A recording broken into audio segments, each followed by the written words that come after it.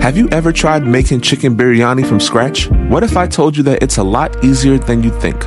In this video, I'm going to share my step-by-step routine for making authentic chicken biryani so you can enjoy those delicious flavors right at home. But first, make sure you click on that subscribe button so you never miss out on a single recipe. Let's begin. Step 1 is to make the biryani masala seasoning. To a hot pan, I added 2 cinnamon sticks, some peppercorns, cloves, cardamom, a handful of bay leaves, 1 tablespoon of garam masala seasoning, and some star anise. Toast this for a couple of minutes and believe me, you'll be smelling those flavors in no time. Now for this next step, you're supposed to put your ingredients into a spice grinder. Me personally, I don't have one at home, but for me, this will be a 2-step process. First, I added my mix into the blender. Now you want to pulse this a few times just to break down some of those tougher spices like the cinnamon stick and star anise. Now after a few minutes, I poured my mix into my pestle and mortar and began to grind the rest of it. Now this will help to get it to that fine powder mix, and as an extra precaution, simply pour it into a fine mesh strainer to prevent the fragments from getting into the final product. Your biryani masala should look just like this right after. Next up is my favorite part of the recipe, getting those fried onions ready. If you're a fan of onions just like me, comment below.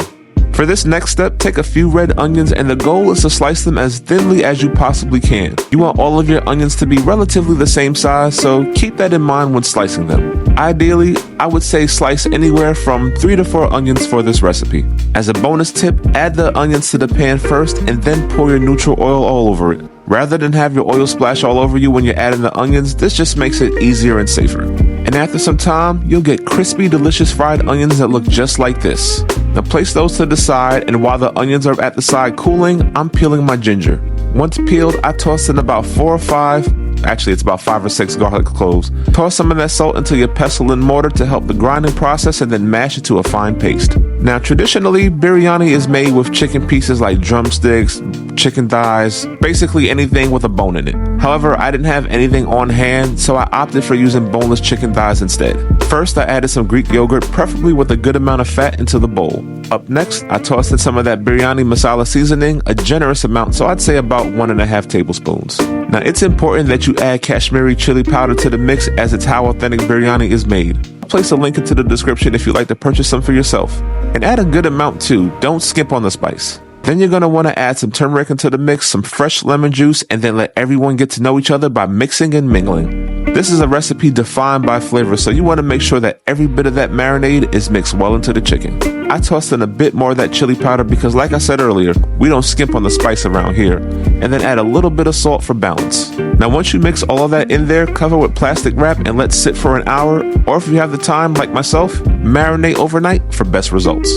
Now the choice of rice for this dish should be obvious, but grab you some basmati rice. I'm using my reusable cheesecloth that I can simply put the rice in and rinse all of that starch off without the worry that the rice could spill out of a bowl. Plus it makes it a bit faster in my opinion to do this. Now once you see that water is starting to run clear, grab a large bowl, placing the rice inside of it and cover in cold water to let sit for a half an hour. While that sits, grab a large pot and fill it with cold water. We're going to bring that water to a boil, and once it starts to boil, add in some bay leaves, star anise, and a cinnamon stick. Toss in a bit of that biryani masala and then add a tablespoon of chicken bouillon. This step isn't traditional, trust me when I say it adds a lot of flavor. Add the rice into the pot and let it cook for 2 minutes and 2 minutes only. This is just to get it parboiled. This is a trick I learned from the Golden Balance, so shout out to the homie. Take the rice and put it on a sheet tray to let it cool down. Spread it out as evenly as possible to let it cool faster. Now we're almost at the finish line and at the final steps, but for here we're going to take some unsalted butter and a neutral oil and place it into a large pot. Once that butter starts to melt, you can add your chicken thighs. Right over those beautifully seasoned thighs, toss in some mint and cilantro, good enough to cover most of the chicken. And next, right over that, you're going to toss over your crispy fried onions, some of that basmati rice, some more mint and cilantro, even more crispy onions, add some bits of butter, and then add your biryani masala. As a bonus tip, instead of salt, sprinkle over some MSG. It's a real flavor enhancer.